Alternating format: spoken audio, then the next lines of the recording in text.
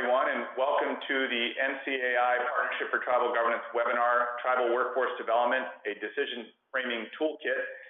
My name is Dr. Ian Record. I serve as the Director of the Partnership for Tribal Governance, and I'm joined today by my colleague, Taisha Ignacio, who serves as the second-year Wilma Mancular Fellow for the Partnership for Tribal Governance here with NCAI. On behalf of NCAI, I'd like to thank you for attending this webinar presentation today. With that, I'd like to introduce our panelists today. We have four very wise and accomplished, what I like to call workforce development practitioners who've been in the field for quite a while and are doing really innovative things in this area. We have Ryan Howard, Executive Director with the Owens Valley Career Development Center in California, and that center serves multiple tribal nations and communities across the region of California. We have Kay Seven, who's Director of the Adult Education Department with the Nez Perce Tribe. We have Daryl Waldron, who serves as Executive Director of the Rhode Island Indian Council Incorporated. And we have Margaret Zintek, who serves as Assistant Director of Workforce and Social Services with the Citizen Potawatomi Nation. And what we're going to be doing today is we're going to be we're going to start with having each of them spend about 5 or 6 minutes giving general overviews of the approaches that their nations or organizations are taking to workforce development. Then at 2 o'clock, I will be taking everyone through a quick overview of the new toolkit on workforce development for tribal leaders and workforce development practitioners. And then at 2:10, we're going to have the first of two guided conversations, the first of which involves spotlighting 4 of the 15 key strategic considerations that are explored in the toolkit. And we've asked each of the presenters to provide remarks on an individual strategic consideration that they feel is particularly important to crafting self-determined and effective tribal workforce development approaches.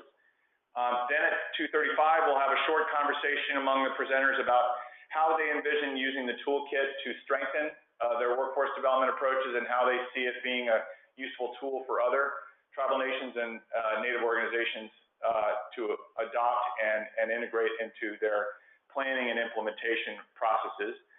And then at 2:45, we'll open it up for questions and answers with you, the webinar attendees, and then a short closing that just shares some more information about the other resources and upcoming events that we have on tap around workforce development.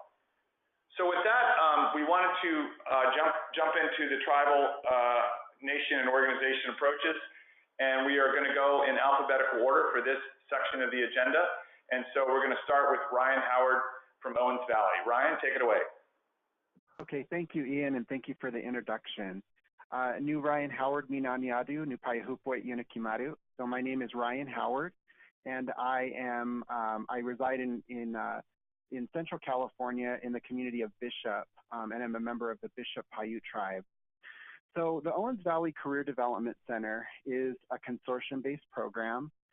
We have 3 tribes that sit on the governing board of the organization, and we're serving a total of 12 tribes through our partnership.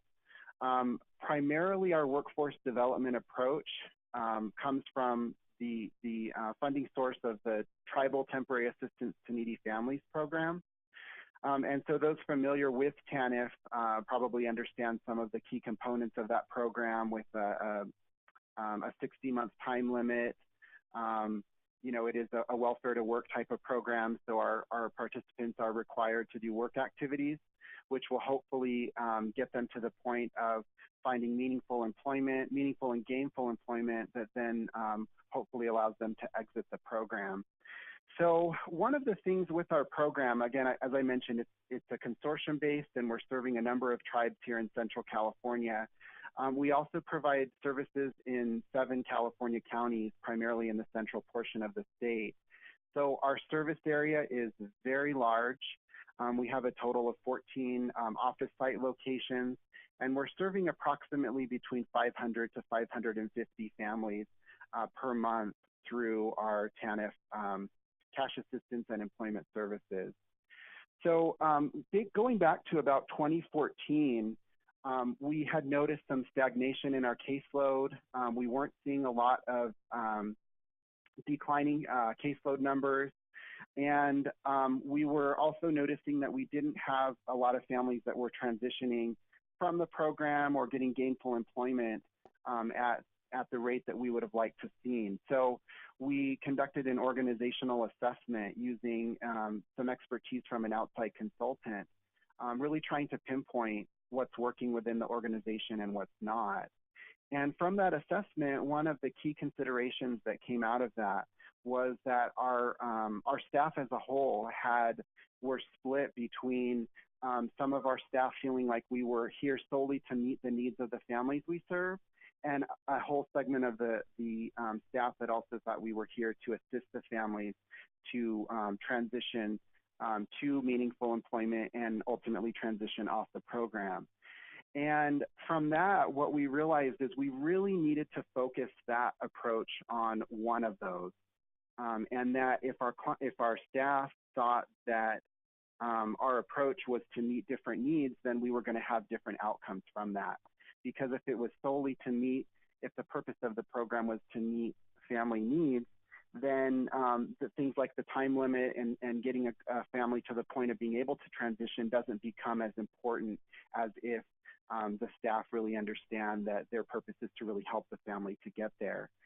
So we really started to look at our workforce development approaches, and I would say a much more strategic way.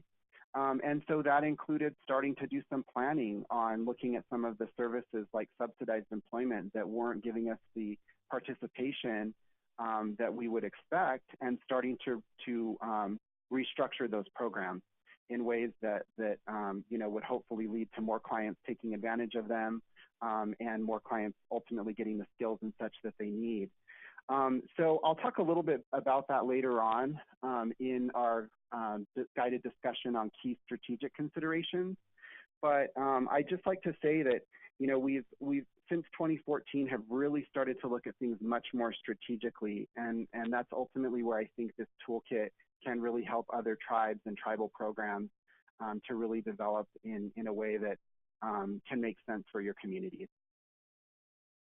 Thank you, Ryan, for that. And yeah, we look forward to hearing you speak more about the strategic vision consideration that we document in the toolkit later on during our webinar. I'd like to turn now to K7 from the Nez Perce Tribe. Kay? Okay, for the Nez Perce Tribe, the Nez Perce Tribe is a Public Law 102477 tribe. So we have 5 federal programs integrated into a single plan and a budget. Our program is known as the Adult Education Program, which is located in the Nez Perce Tribe's Education Department. So looking at the toolkit, I saw so many different ways of questions that we could use from the toolkit to address what the tribe's been doing. As an adult education program director, we provide an array of services.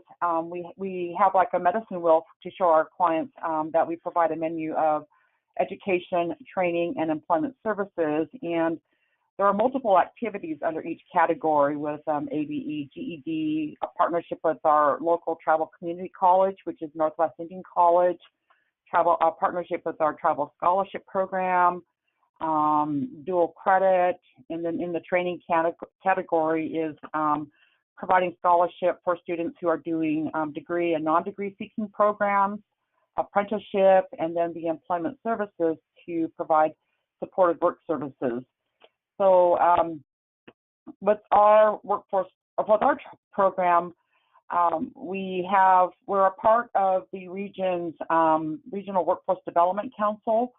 So it's great to be a part of a larger regional economy, and as the Nez Perce Tribe represents a large part of north central Idaho, which happens to be the service delivery area for our state of Idaho. So that's where I'm at, and I'll go ahead and save my other information during presentation time later. Thank you, Kay. Yeah, we'll definitely dive in deeper with your presentation. A lot of good information upcoming. So I'd like to turn the floor now to Daryl Waldron from Rhode Island Indian Council Incorporated to share a little bit about the council's approach to workforce development and what it's doing that's been particularly effective. Daryl? Outstanding. Thank you very much. I first want to thank you for considering me. I am honored, and I am always honored to speak on the behalf of bettering our Native communities. We are actually the Rhode Island now Indian Council. Now we're a regional office serving Indian communities in regions 1 and 2, and we enjoy those activities extremely focused on growth and a positive family attitude towards employment.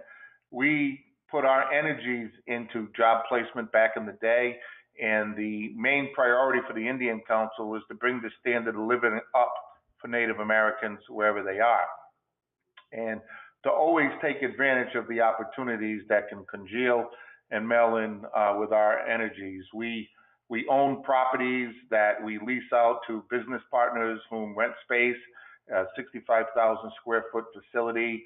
We also own 36 units of housing for Native Americans to reside in, with some with assistance for the rents. And we also run some economic development programs as well as some small businesses. And we are right now engaging in apprenticeships at a very rapid rate. So we have always been a flexible Indian agency. I have about 35 years of service here. I started as a janitor and worked my way up. And our approach has always been looking at the community first, sitting down, discussing things with the community, and trying to figure out what the best possible methods are to help them. Sometimes it's just a conversation. Sometimes it's something that is much more serious. We have had a focus on education, and to date, we've put 15,000 degrees into the Native American community out of this organization. And we are absolutely impressed and thankful for the 166 program and the original tribal people who created the program and worked hard to get it into the law, because I have lived long enough to see it change lives in a positive direction. And it has offered me skills and my community skills and my staff skills to now to go after opportunities that are out there that we may not have had that opportunity in the past. And so every day for me is an open slate and an opportunity to dig in and do something better than the day before for my community. And one of the key issues for us is working with each area we're at, hiring out of their community and working directly with their tribal council and their community at large. And so I'm very proud of the gains that we made, although I feel they should be twice as large as what they are. And I guess that's the passion that keeps me coming back. So I welcome the opportunity to help here. I think this is a wonderful opportunity for us to draw on each other's strengths. I give a lot of credit to NCAI for making this possible. And this toolkit is a wonderful piece of work where people don't have to reinvent the wheel. So I'm excited about today, and I want to thank everybody for taking the opportunity to listen. Thank you, Daryl, very much.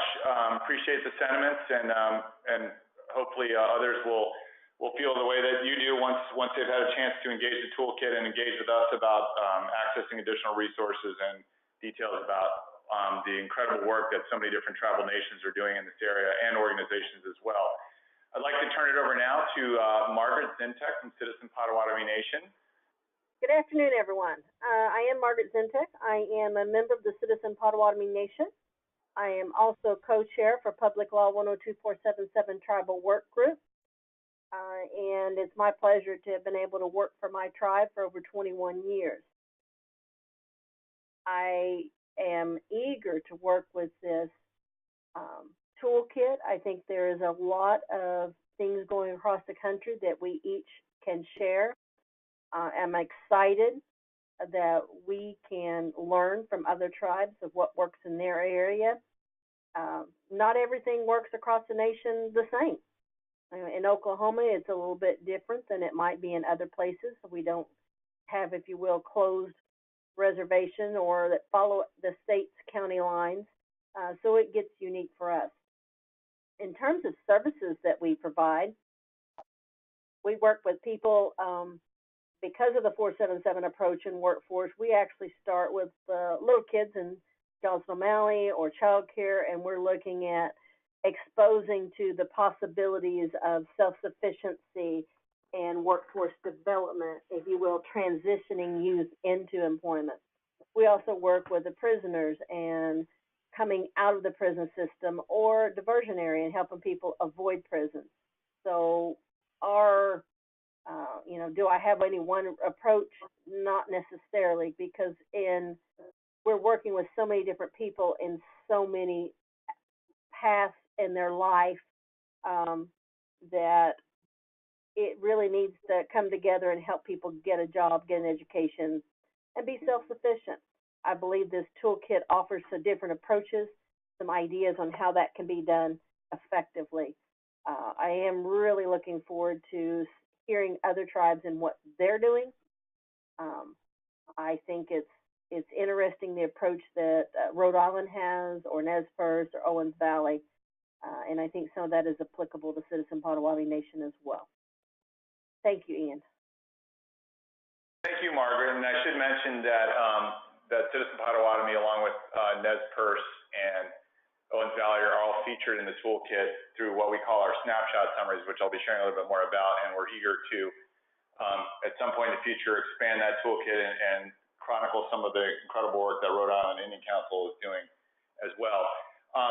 So with that, I wanted to take folks through a quick overview of the Workforce Development Toolkit. Just to give you a bit of background on how this toolkit came about. So I joined the National Congress of American Indians about 4 years ago to head up the Partnership for Tribal Governance here.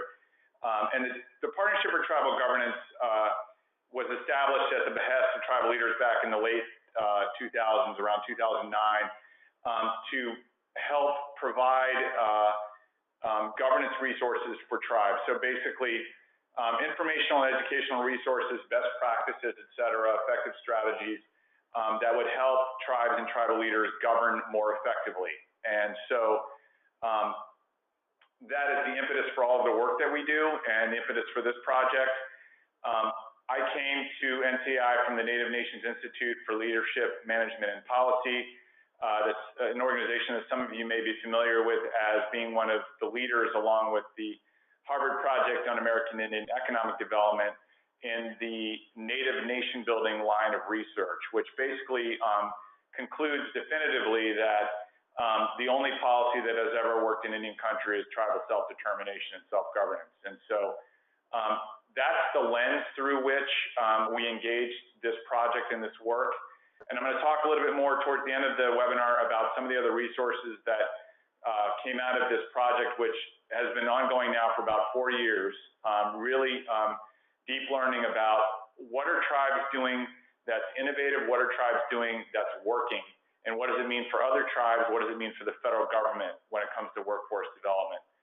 And this toolkit is essentially the summary synthesis of everything that we've learned over the course of this project, both through the in-depth case studies that we've done with 4 tribes, the more sort of exploratory documentation we've done with 24 or so other tribes, and just the investigation we've done of just what's the state of affairs across when it comes to workforce development across the country among all tribes, really. You know, what's the varying state of affairs, what's working and what's not.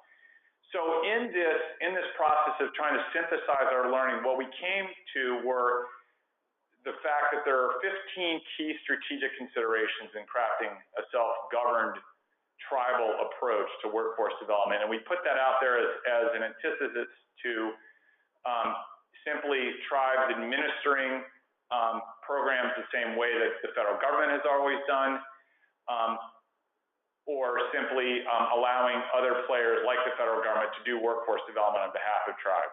So this is really designed to help tribes, tribal nations, Native organizations, tribal colleges and universities, Native CDFIs, all of those players that are invested in this critical challenge of developing human capacity in Indian country, empowering them to take greater ownership and designing approaches that are directly answerable to tribal nations' challenges, priorities, and aspirations for a brighter future. And so for each of these 15 key strategic considerations, we dive deep into what are we talking about with this issue? What does this really mean for you, the tribal leader, for you, the workforce development practitioner, as you engage this particular aspect of workforce development? We've been piloting this toolkit over the last year or so, various iterations of it, and I want to thank many of you on the phone today, both panel presenters and also attendees who have contributed to the development of this important resource at one stage or another. We've been piloting this though over the last several months and been getting some really important feedback that led to the final version, which we released at our mid-year conference last month in Kansas City. We've been getting positive feedback so far, and what we want to use this toolkit for on our end is to get a better handle on what are the needs, what are sort of the deep needs of tribal leaders and workforce development practitioners in terms of learning from one another, in terms of learning maybe new strategies coming in from the outside, what have you. And just a couple quotes we'd like to share in terms of some of the feedback. You see one of the bits of feedback we got there, one workforce development practitioner calling it a nation-building checklist for tribal workforce development. When we shared it at our mid-year conference last month, I had a tribal council member from a tribe in Alaska say, you know, this toolkit is going to be so helpful to us. It gives us direction and it gives us hope that the challenges we face in this area are not insurmountable, that there are challenges that tribes elsewhere have overcome. And that's what we want to do, is to try to broaden the horizons of folks about what's possible and what's doable when it comes to workforce development and really thinking outside the box.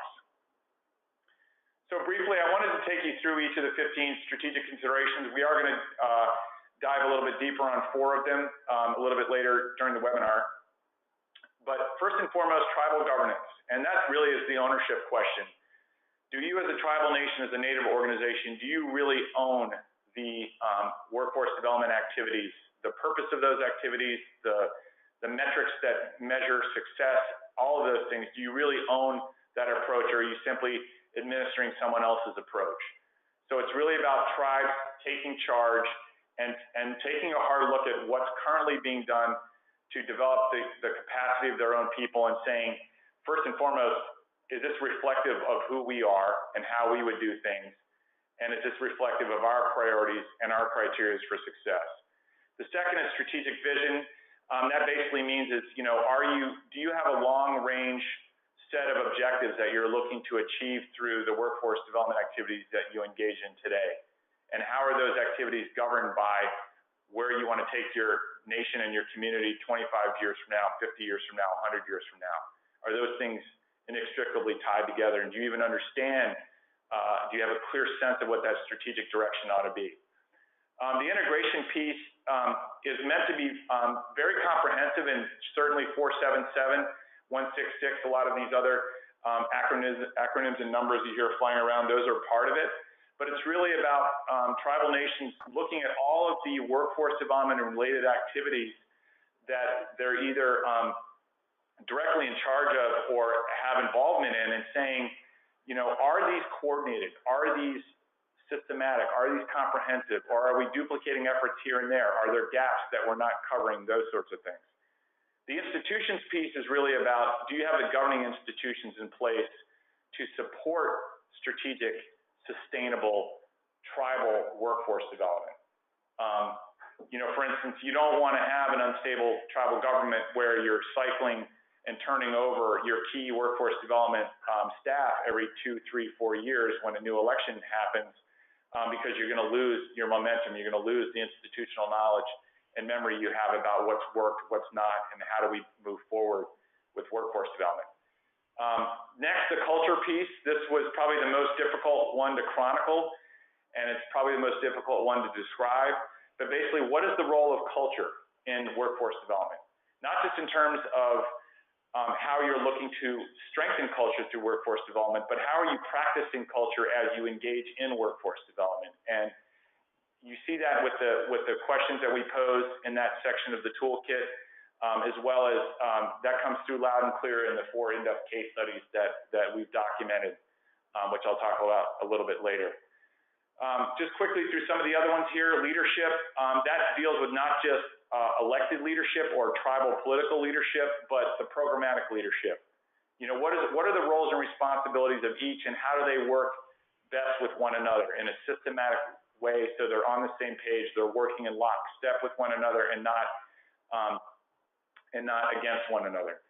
Funding, this really deals with not just, you know, it goes way beyond, you know, making sure that the federal government gives tribes and Native organizations what they need to engage in workforce development, but it's how are tribes being innovative to leverage the funding sources they have off one another, to defray costs through partnerships and other approaches.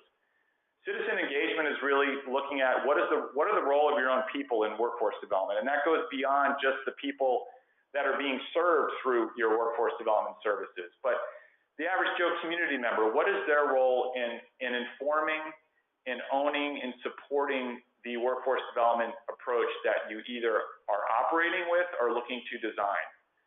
Assessment is really, what we're talking about there is data. Do you have the data? Do you have the information that you need about your own people, about the labor market today, about the labor market 5 years from now, to make informed strategic decisions about how you go about building your human capacity? Targeted solutions focuses on how do you break down the community that you serve at large into particular demographics based upon their distinct needs. So your young people, your elders, your 40-somethings that don't have a GED and have been out of the formal education system for 25, 30 years. How are you developing specific solutions for each of them that is going to stand the best chance of success? Removing obstacles covers a wide range of the different kinds of obstacles that most tribal nations face when it comes to workforce development. So, for instance, Margaret mentioned the issue of prisoners leaving the prison system, and how are you reintegrating them into your community and giving them the best chance of success at being prepared for employment, finding employment, and keeping employment. Closing the loop looks at how are tribes working to get a return on their investment. So as you know, most tribal nations provide some measure of higher education scholarship support to their young people who want to go off and get a degree. But then how are those tribes working to track those individuals and then recruit them back into the tribal fold so that they can get a return on that investment, so that the investment they've made in their young people can be brought back in and applied on behalf of the nation. Advancement really deals with looking beyond simply getting your people from the unemployed side of the ledger to the employed side of the ledger, and really looking at it through a career lens. How are we helping our people build careers and not just get a job?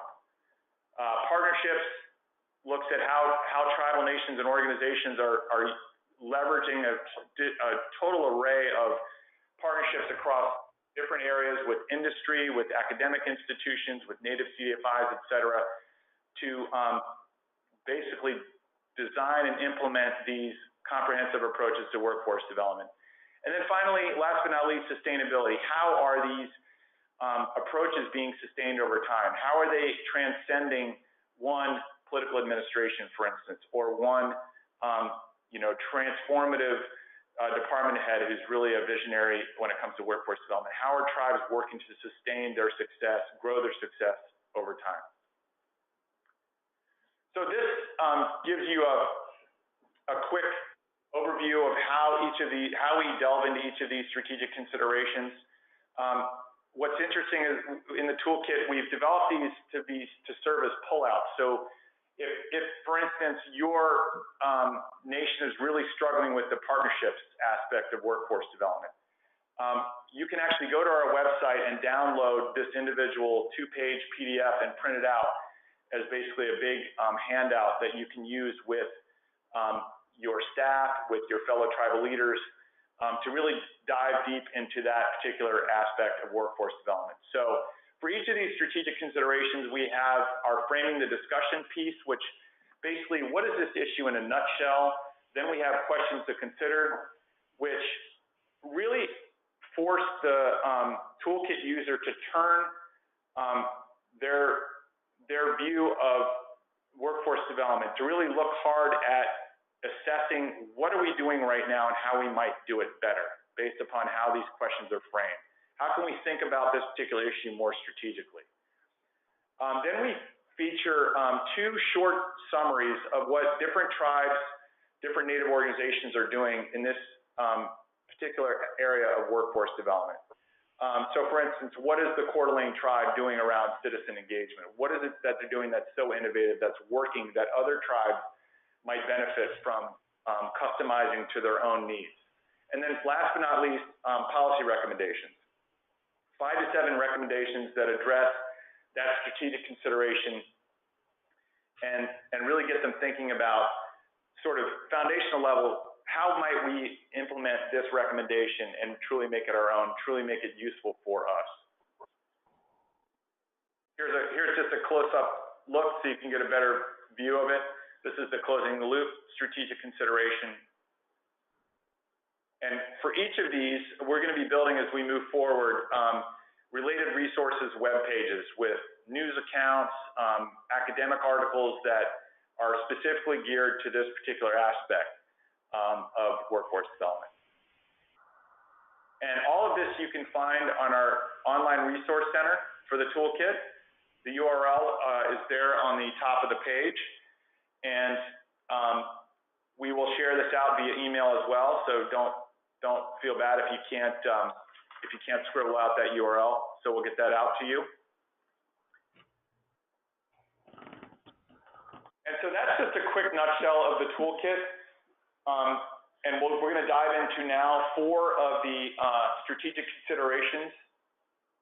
And we're going to begin with tribal governance. And we've asked Margaret to share about this particular strategic consideration. And I should note that Margaret, again, is from the Citizen Potawatomi Nation. And they are one of the 2 examples, the snapshot summaries that we feature in the tribal governance section of the toolkit, which is the first strategic consideration of the toolkit. And Margaret, so if you could share for 6 or 7 minutes or so about how you guys have engaged this particular consideration, you know, why this has been so important to Citizen Potawatomi, and how you feel the toolkit might enable you to take one step further. Well, you must have your tribal governance involved in where they're leading the tribe and how you can support that. As a workforce program, you know, we have goals of what we're doing with our grants, but we also are looking forward to what might be the growth area of the tribe. We have, for example, an Iron Horse project, which is a dedicated a railway or line, and any tribe that is land in reserve may also be, let me get the right word here. You may have property that is can be set aside and designated, and as you do that and bring in businesses, you can add to it. Maybe you need machinists for this new company that you're going to use and allow to build on your land. So you're using different focuses of the federal government, different opportunities they have offered you to expand. So we're building a workforce to meet that demand. We may also have a need with, for example, in the casinos, there's a lot of machines and gaming opportunities. Well, somebody needs to repair and operate those. So as you develop your workforce program, you need to look at what it is that meets the need of your growing government.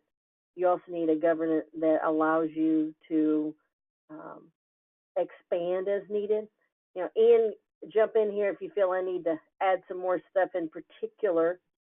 You know, it's just kind of hard because I have such a strong tribal governance that allows us to do our job, allows us to be ambassadors in our community. So we have staff that are members of various work groups or councils or advisory committees, and by doing that, we keep our pulse, if you will, we keep our finger to the pulse of the community and what the needs are. Each place that you are providing services, it can vary. You know, in Citizen Potawatomi Nation service area, we have very rural areas where there is no transportation system. So our tribal government is looking at how can we help our people get to and from.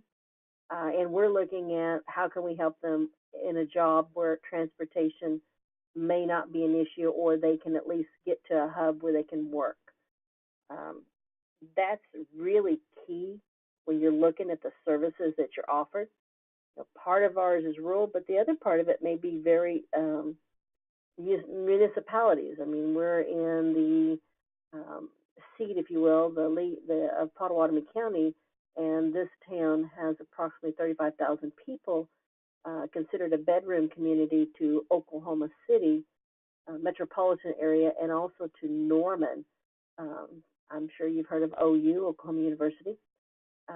So when your tribal government is looking at that and looking at where you can go and develop your workforce, and you're looking at it in your program, you have to take all these considerations, and you know, you develop different programs for each set of needs. So Margaret, we have a couple more minutes for your section. I was wondering, you know, we feature you guys, Citizen Potawatomi, in the toolkit under, as I mentioned, under the tribal governance section. And what's interesting is you guys were one of the forerunners on 477, and you've been involved in 477 for a long time. And obviously, with the passage of the new law last December, you're looking to expand your 477 approach. But I know that you know, as we document in the toolkit, that by really taking full ownership in workforce development through 477, that you guys have been able to increase the eligibility of the people that you serve for some of these programs, and also just do more to customize those services to the unique and distinct needs of your people. So could you talk for a couple minutes about that? Yes. With the 477 approach, you can choose at least 2 separate funding streams. Before the law passed, that was up to 12 different funding streams.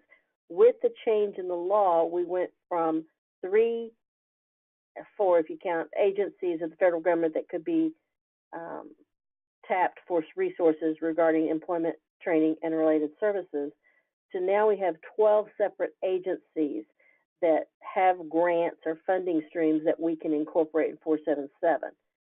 It's a little scary for our federal partners that are coming on board. They're like, oh my God, what are they going to do? But each tribe is looking at what is needs in their area. For example, in our case, we're looking at bringing that Department of Justice program, reentry and reintegration. It's under Consolidated Tribal Assistance Solicitation, Purpose Area 3. We're looking at bringing that within 477. It's the same group of population that we're serving. By bringing them under 477, we have one report, one budget, one program of service, and as I said a minute ago, one report instead of quarterly. We are able to pull the money down 100%, we are required to put it in an interest-bearing account. That is a requirement of the law. Because we're able to do that, we actually can grow some additional funds that we can use to help fund unmet needs of the program. By combining it like that, we have reduced the overhead or administrative cost to run the program, and in fact have more services going out to our participants through 477 approach. Not everybody needs child care, but if they do, in order to take a job, that's part of what we do. Not everybody has a student that is in one of the schools that's in our Johnson O'Malley program or education, but some of them do. Some of them are parents, grandparents. While the parent or the grandparent may or may not have a job, may or may not be seeking a job. We're looking at the whole realm of services and what, if you will, makes a whole report.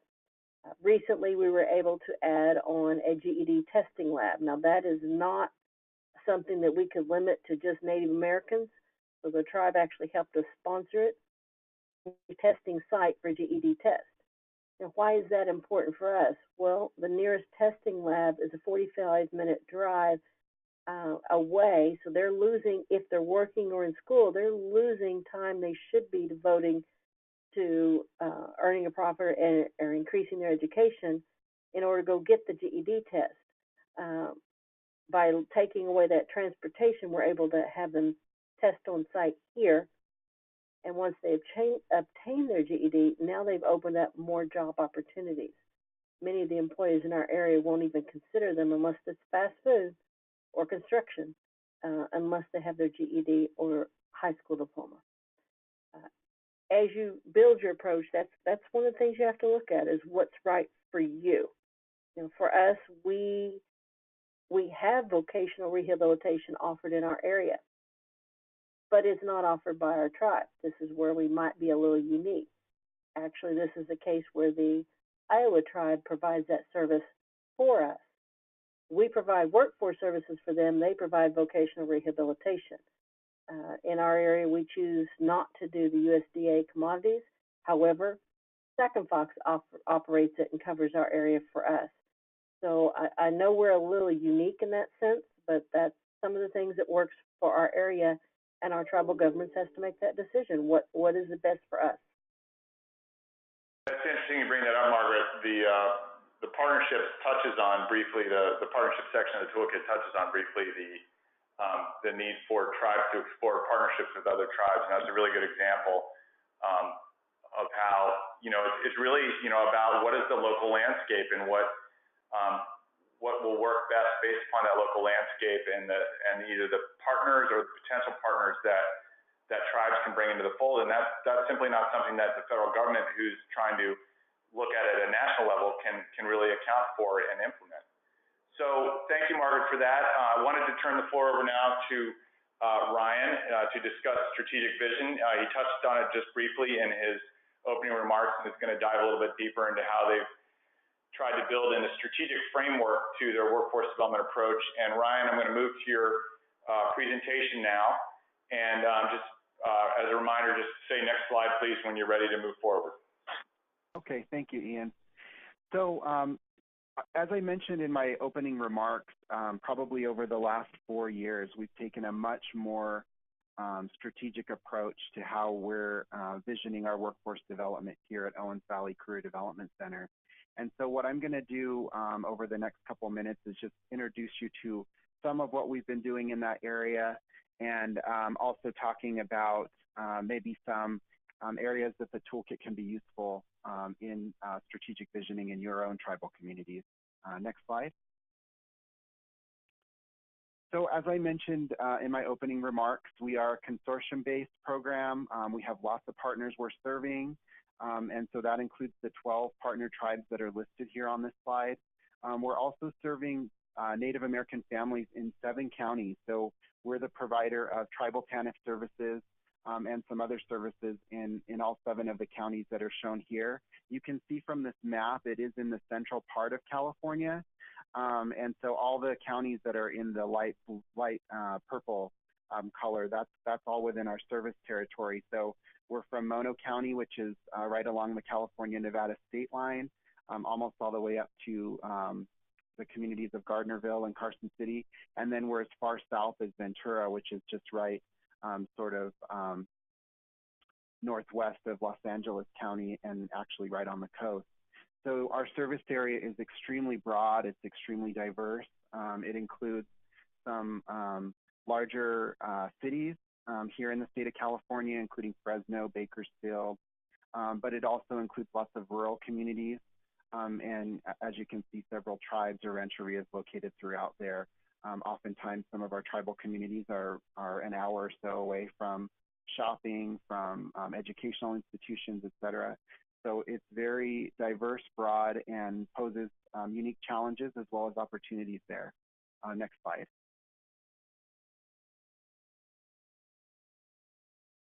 Okay. So our program services, as I mentioned, our largest program is our Tribal Temporary Assistance for Needy Families. And through that program, we're providing cash assistance and employment services to families. And then we're also providing TANF purposes 3 and 4, which target decreasing the incidence of out-of-wedlock pregnancies, as well as encouraging the formation and maintenance of two-parent families. And we refer to that as our prevention services.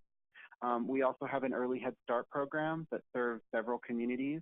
It is a center-based program serving families with children ages 0 to 3. We also have a grant for an American Indian Education Center, which provides primarily a center-based after-school program.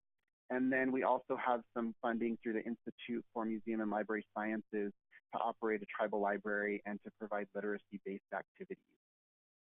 Next slide, please.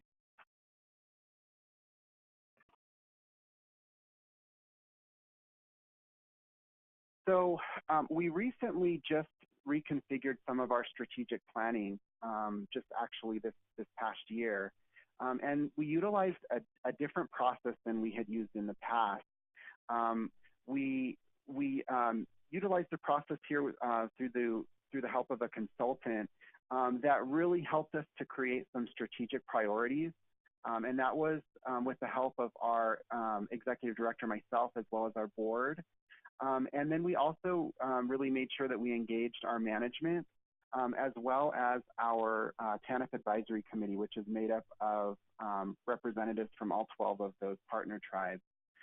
So what we started out doing here was creating some vision, and that started with our board. We started creating some organizational identity and really identifying, really what our organization is and does. And then from there, our board went to creating some strategic priorities, so some broad areas that we can focus on over the next 5 years, and looking at really long-term success measures.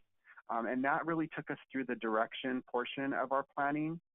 From there, we went into the intelligence gathering, and that included collecting data on the current state of the organization, any benchmarks and trends, looking at demographics, the economics and any trends related there, conducting some SWOT analysis, and then looking at those strategic priorities created by our board with relevancy based on that information we were able to gather.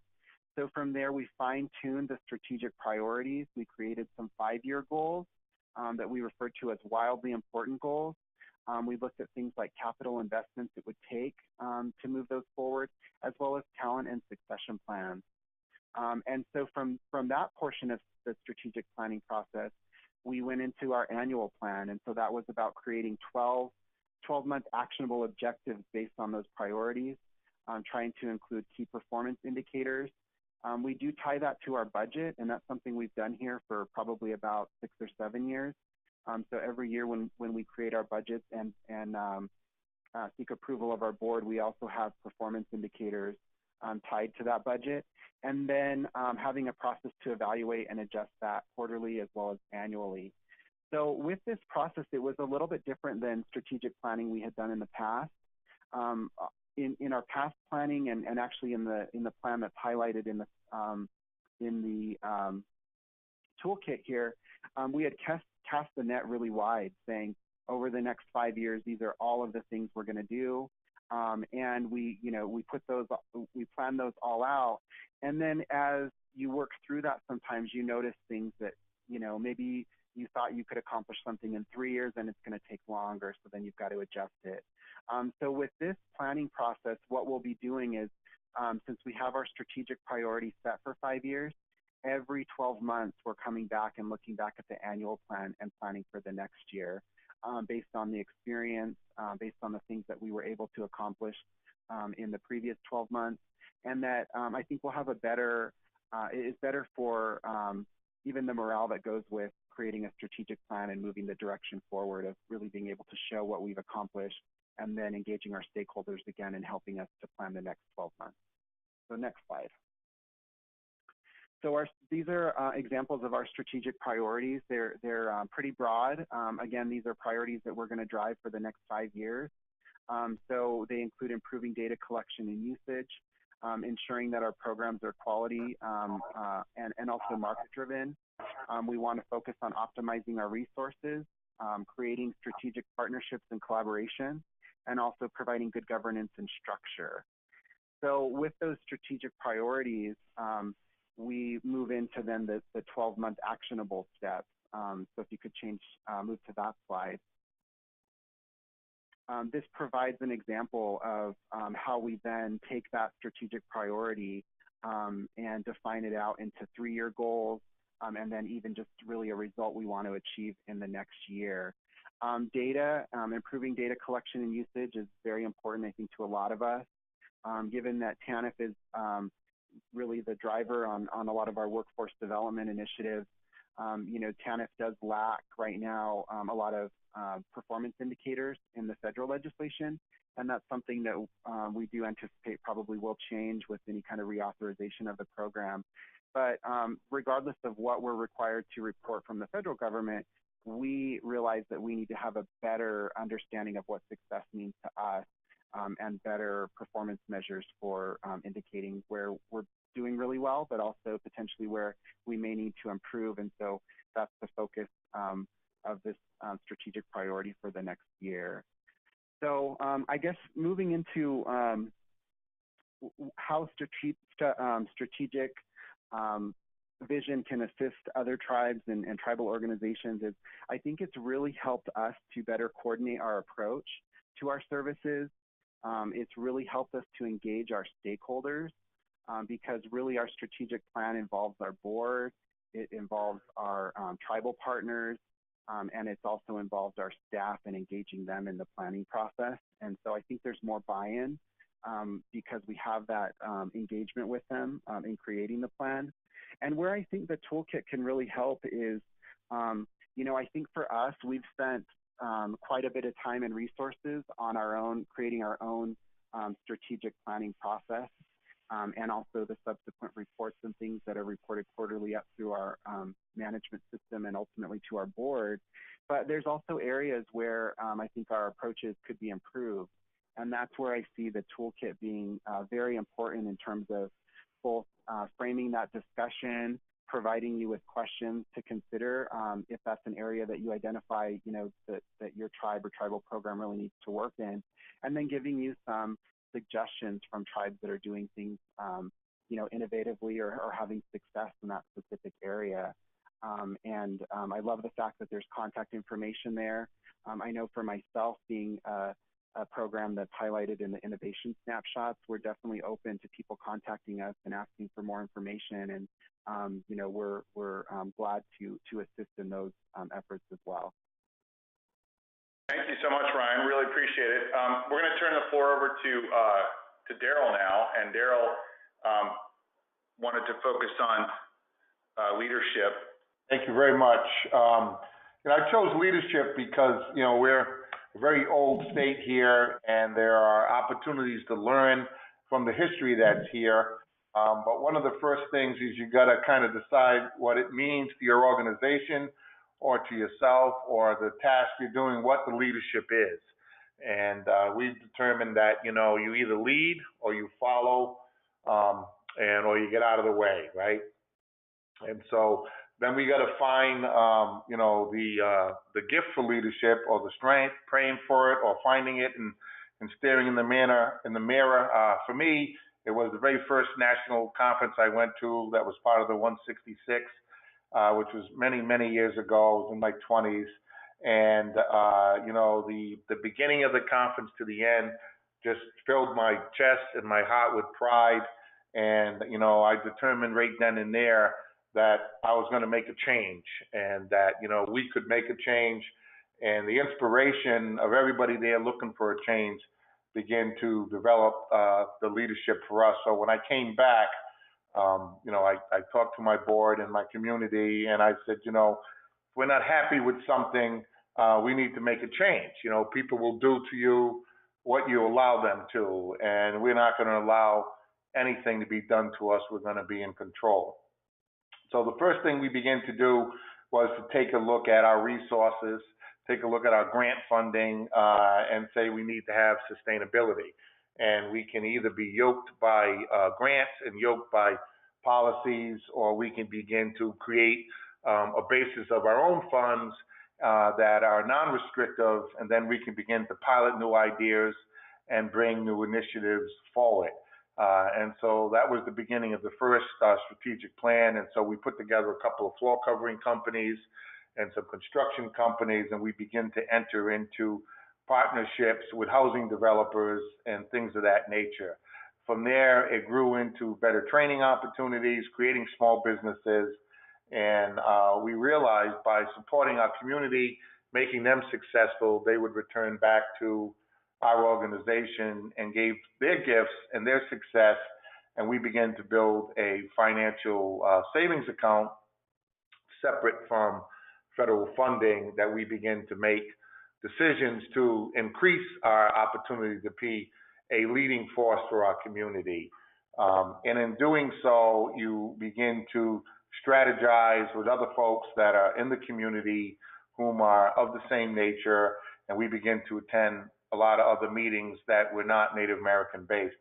And we found that we were always left out in the discussions. They would often mention the other ethnic groups and not include Native American.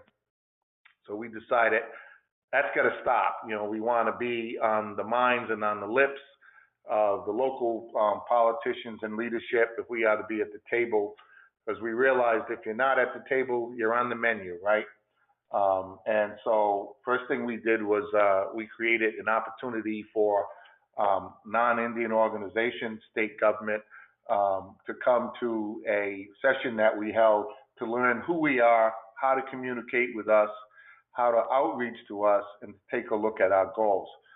To our surprise, it was like 70 or 80 people showed up, all high-ranking positions within government, and it began to open up a large book of services. So, and in doing so, there was a very large piece of property that we targeted, and through these partnerships and these connections within these meetings and getting people to know us, we were able to acquire this property, and then we turned the property into what we considered to be the first one-stop shopping for social activity and support. What we could not get funding for locally because we were ethnic specific, we brought them in as tenants into our building, and then we were able to share in their success and their resources. And it began to launch us into, another area of success. And, who we were became larger because other people are now talking about us. And we found the gifts of committees and working with larger groups and kind of trying to get from them the things that we needed, and we were offering what we could. So, I think a very clear understanding of leadership and what you're going to do with it, and constantly remember that you're doing it for someone other than yourself or just your organization, that there is a community that you are out there for, and that passion is seen in other individuals, and it's nice when someone joins in that and begins to make you successful. We begin to offer whatever success that we had to our local Native communities and in our area, because our states are very small, it was easy to do, and then we begin to develop a larger resource. And then as we got a little bit more complicated, it was really difficult sometimes to get everybody to understand what it was we were trying to do, or the clear leadership we're trying to do, whether it was housing, employment, or economic development. And that took some time, because sometimes we think people can read our minds, or we think people understand what we're saying and what we're doing, and in most cases they do not. And so we begin to focus in on putting, clear, precise direction. Okay, so what is it we want to achieve here? What's the benefit here? What is it we're trying to do? And realizing there will be battles along the way, but you need to choose those battles. You don't want to waste time burning a bridge that you may have to come back to. And so, it became important to keep, our eyes on the leadership. The drive to have our own funds and to have our own financial independence and sustainability for our organization was very much in the forefront. And we achieved that. We have well over $1 million savings account that is free to be used in our community as we see fit, and we always use it to benefit our folks. And in doing this type of almost a bulldog approach to attacking what we needed to, or working with, or running over, or running with, or however we could to be successful, became a reputation for the agency that we were straightforward, very direct in what our approach was, and that our commitment was to our Native community and to our Native community only. And if by chance you can benefit from some of the things that we're doing, we're more apt to share, but we want to make it very clear we're after working with our people in our community. And we brought along quite a few friends who to this day are still friends with us and has helped us to achieve the things that we do. I wanted to make sure we give ample time to Kay to share some of the strategies that they've employed around partnerships and how they're marrying that with targeted solutions to really help specific groups within the Nez Perce Tribe. So Kay, if you could share for about 5 or 6 minutes before we jump into Q&A. All right. So for the Nez Perce Tribe, partnerships has been very important to our tribe, our tribal education department, our program as a Public Law 102-477 program. As I've heard in our past at our National Indian Employment and Training Conferences, specifically one person, Norm DeWeaver, he says, you know, Kay, the Nez Perce Tribe's 477 plan theme is education. And so our plan has always been rooted in education. And as I looked at the toolkit, the one question that just really popped out for me is, you know, how is your nation partnering with local colleges to develop specialized curricula toward a particular field? Well, this is found in the targeted solution area, and partnership has been key. I serve on our local regional economic development board or council, and we're totally volunteer. Our local economic development agency has the leadership for this region.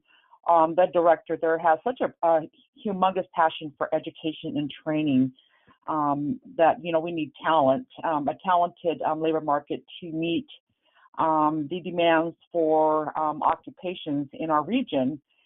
Those occupations that are in the highest demand for our region at this time right now are manufacturing, health sciences, hospitality, and natural resources management. And that we've been involved as a regional team here since 2013, started with doing a strategic plan with 23 high schools. And for our local high school, with a 85% Native student population is at the tribal headquarters here in Lapwai, Idaho. This high school said that the high school teachers and counselors thought that the best careers to prepare their students were based on what the tribal jobs are in tribal natural resources with our fisheries or forestry fire department, or with our tribal casino in the hospitality industry. So our tribal chairman had always said in the past that our future, we need, you know, hydrogeologists, we need bioecologists, we need ethnobotanists to begin addressing a Native workforce for our natural resource management positions. We know this through our tribal council, the meeting of our tribal members twice per year. There's always a concern that we somehow meet a need to begin replacing a predominantly non-Native workforce of our natural resource professionals with Native faces, specifically tribal members. You know, as a tribe, we manage a 13 million acre watershed with our fisheries department, and as a Department of Natural Resources department, we manage 1 million acres of forested land. And when we look at our natural resources, we go back to our Treaty of 1855, where we have rights to gather, hunt, fish in our Aboriginal land areas, which our land area has been reduced considerably since 1855. right now we have a really amazing partnership. We're going into our third year of a partnership between the University of Idaho, the Lapwai School District, the Nez Perce Tribe, under a grant funded by the National Science Foundation. The foundation has a program called Innovative Teaching Experiences for Students and Teachers, and we have an award number, and we're a $1.1 million project. With the University of Idaho, we're working with the College of Natural Resources, specifically the McCall Outdoor Science School, our College of Education, Upper Bound, and with the university's STEM Education Director. With the Lapwai School District, we have the high school counselor involved, and we have the middle school and high school science teachers and math teachers involved with this project. With the Nez Perce Tribe, we have the education department involved, our Department of Natural Resources, specifically our forestry and fire management, and our tribal fisheries department. So I wanted to just share real quick with you, the University of Idaho recently posted a really nice article on our project on their website, and so you can go to uidaho.edu to find an article called Connecting to Science, an NSF project to help Native students find their voice as scientists. Okay, the name of our project is Building STEM Identity of Native Students Using Remote Aerial Vehicles and Remote Sensing Technologies.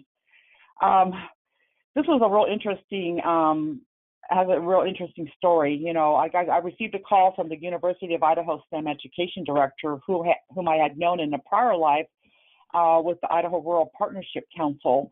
She called and says, "Hey, Kay, we have we're looking at a National Science Foundation grant, and we thought you'd be interested." This is July 2014. An application was submitted by October 2014. We didn't receive an award letter until February 2016, a couple years later. And things have really changed with UAV since then.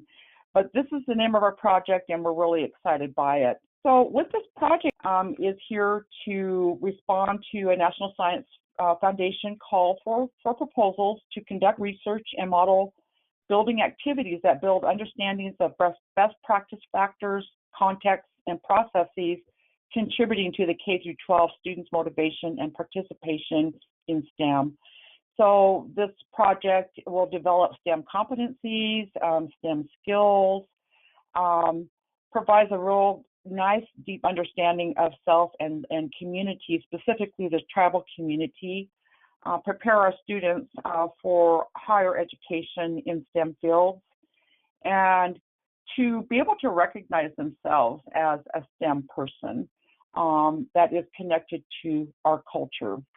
So with our program, which is on the ground, as I said, we've just completed 2 years, and the pictures that I'm using in the PowerPoint presentation are from a 2-week camp we just held at the McCall Outdoor Science School the last 2 weeks. I've been out of the office, but this program provides an academic program year-round at the Lapwai High School, and then also a summer camp program.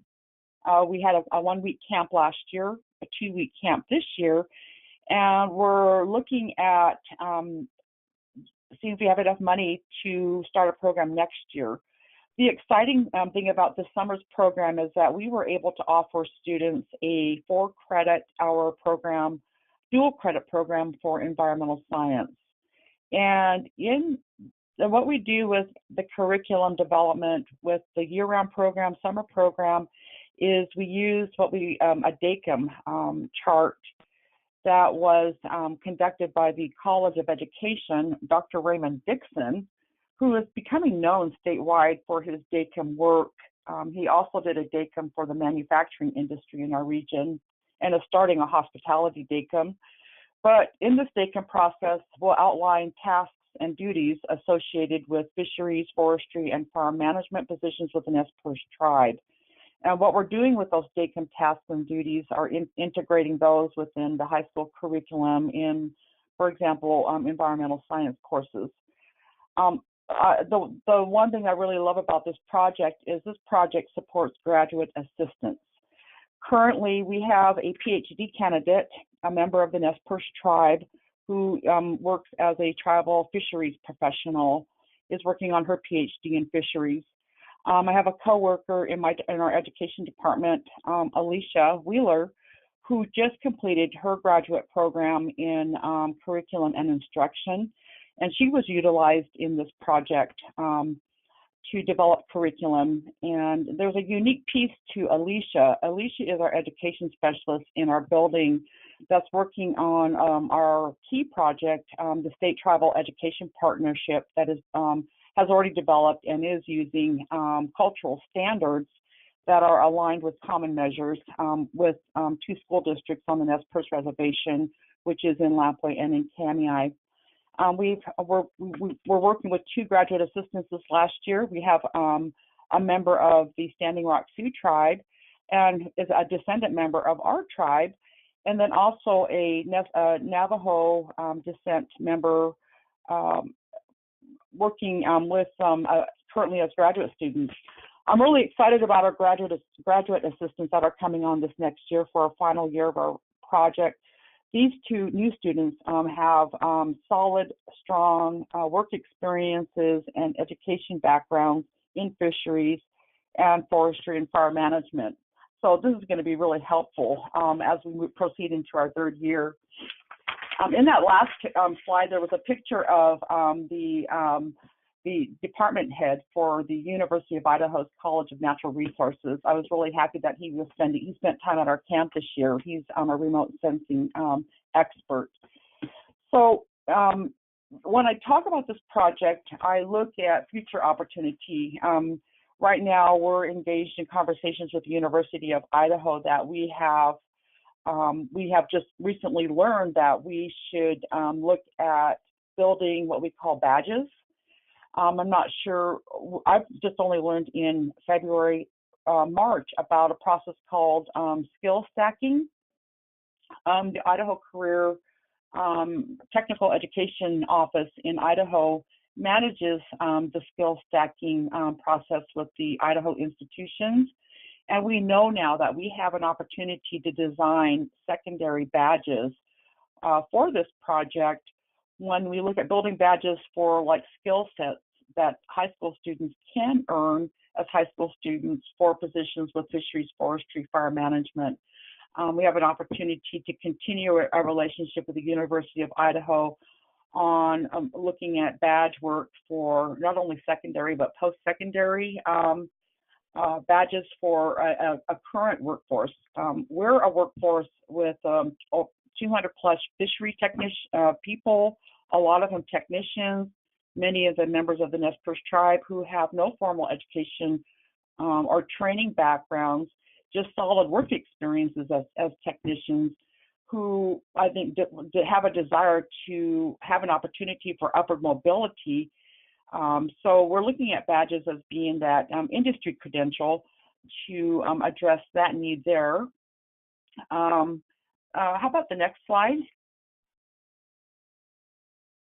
I wanted to show you an example of our DACM chart that we're using with the curriculum. For example, I just did a snippet of copies of the DACM for forestry and fire management, and then one for fisheries. But down to the column side, you can see what duties are associated with our positions with the Nez Perce Tribe, and then the tasks. And I have this color-coded because we're going through exploration process of how is it that we can address building badges for these areas. All the green colored ones are, can we do this during our summer camp? And the yellow ones, can we use the Digital Learning Academy for that? So I'm really excited about the future work that we are doing, building a stronger career pathway for natural resource management for our tribe, and starting with our high school students. There's continuing growth for expanded work, which I hope will broaden out to a national scope, working with other tribal nations. So, and these are just pictures that I took with my phone while at camp, and we just had a really good 2 weeks in McCall, Idaho. with our project, Building STEM Identity of Native Students. So thank you. Thank you so much, Kay. Really appreciate it. And what I think, if nothing else, you take away from this sharing of, in more detail of the different approaches, is the fact that there's so many wonderful strategies at play across Indian country. That was probably the most difficult thing in putting together the toolkit on NCAI's part, was trying to come to a decision about which ones we were going to feature in the toolkit, understanding that there were far more wonderful examples than we could ever hope to chronicle in a toolkit of this size. But it sort of beckons for additional work on documenting what different tribal nations are doing around all of these different strategic considerations of workforce. We are getting close to the end of our time, and so I wanted to open it up for questions. So if you have questions that you haven't entered into the questions box yet, please do so now. Please understand also that, as I mentioned at the outset, we're probably not going to be able to get to all of the questions, but we did have a couple of questions for Ryan about what he shared, and this is from Carmen Nez, Ryan, and she asked two questions. One is, what method did you use in setting the direction? Was it focus groups, interviews, surveys? How many people were involved? And then secondly, what methods did you use for intelligence gathering, for benchmarks like demographics, et cetera? Okay, so I think on the first question, we started out really with, we've done some strategic planning that's highlighted in the toolkit. And so we already knew some of the priorities that we were currently engaged in, and that there was an interest in continuing that work, even from our board. And so we really took that plan and kind of found sort of another way of describing that work through creating the strategic priorities. So the work really started with the board. We then took the strategic priorities and we took them and introduced them to our management team.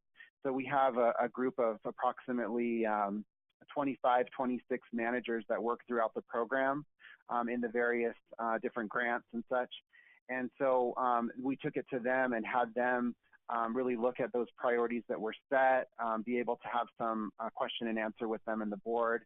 And then from there, we took it to our TANF Advisory Committee meeting with all of that input and really utilized them in that process. So we sort of used a combination of methods, like we did use some focus groups, we did use some SWOT analysis involving them, all the different stakeholders. And, ultimately, that's how we sort of came to agreement with all of those groups on both the strategic priorities, how they were worded, the long-term vision, as well as the annual plan. The second question, could you repeat that, Ian? Sure. It's asking about the methods that you use for intelligence gathering for benchmarks, demographics. Okay. Sure. So we already had a number of reports and things from our current data system that we were able to pull related to participation levels of participants, caseloads, number of participants working on GED or needing GED. So there was a lot of information that we were able to pull from our current system to provide that feedback. We've also had good success at using things like SurveyMonkey to get more specific data or data that the system currently isn't capturing, but trying to get input from people from all those different stakeholder groups. So I would say those are probably the two most relevant. Thank you, Ryan. So we have a question for Kay. Do you have data for the location of your students? Are most located in the Portland or Seattle, Tacoma area? All of our students are, under this project, are middle or high school students of Lapwai High School. So this is right on the Nez Perce Reservation. Are you talking high school students or graduate students? Well, perhaps he's asking a more general question about how are you tracking where your students are, and how does that mean, what does that mean for how you serve them, either through this specific initiative or through some of the other adult education programs that you provide? For this project, we do have an evaluation team that is working on data with the school district. So we are looking at academic records, and those will be when we're submitting a report back to the National Science Foundation is when the evaluation part will come out on, you know, there's a lot of different evaluation methods that we're using through this project to measure were students being able to identify themselves as a STEM in person based on this project. So, sorry, we have another question from Shirley Francis, and it asks, what are the best practices for data collection? You know, the assessment section of the toolkit focuses a lot on best practices. It includes 2 really innovative examples that different tribes have employed around this. And I also would connect folks with the case study that we did, in particular on the Coeur d'Alene tribe, and also the case study that we did on the Isleta del Sur Pueblo, two tribal nations that have really determined that having a firm handle on where our people are now and where we want to take them, and tracking progress through local tribal data collection and analysis is absolutely critical. And I think that's a good segue into our closing here. And I just wanted to spend a couple of minutes, and first and foremost, thank you to our panelists for sharing their perspectives on some of these strategic considerations, as well as the specific initiatives that they're engaged in on behalf of their tribal nations. As I did mention, we have 4 case studies, in-depth case studies that we've released over the last 3 years that go into great detail about how these nations have come to the realization that we need to develop our own tribal self-determined approach to workforce development and really work systematically to design it from the ground up, and then how they're working to sustain and grow that success over time. And so we will be sending you guys links to these case studies as well as to the overall workforce development project website address.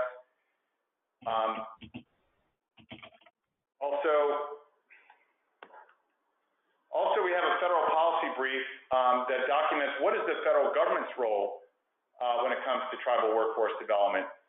We released this brief back in October of 2016, and you'll notice there on the slide it says version 1.0 because we met from the outset for this to be a living document, and we are in the process now of reviewing and updating this document to make sure that we are in NCAI's role at advocating and educating on the latest and most up-to-date priorities that tribal nations and Native organizations have when it comes to workforce development, and that we're equipping tribal leaders with this brief that allows them to do the same. And the main point, again, that this brief makes to the federal government is that tribal innovation, as the evidence shows, is the key factor in workforce development success. The ability of tribes to think, work, plan, execute outside of the box, all those boxes that the federal government has set up for them, is the key to success. And the federal government's job is to support tribal innovations and remove those obstacles that stand in the way of tribal innovation. We also have our YouTube channel on workforce development that now features 26 videos, including videos from past webinars on workforce development, as well as the various breakout sessions that we've held on this topic at our conferences. And I wanted, last but not least, to share with you that next Thursday, we're going to be holding a webinar that looks at how can tribal nations implement the new Indian Employment Training and Related Services Consolidation Act, otherwise known as the new 477 law. And then later this year, as I mentioned, we're going to be doing a deeper dive on the new law, looking specifically at the financial and auditing implications of the law and what it means for who those tribal nations that engage in 477. And then finally, here is the web address for the Workforce Development Project. And if you have any questions for us about workforce development and our work in this area, or what tribes are doing, you can email us at this workforcedev@ncai.org. We wanted to take a moment to thank you again, panelists, for your contributions to the learning of others, and we wanted to thank you attendees for taking time to be with us today, and look for more information from us early next week. Thank you so much.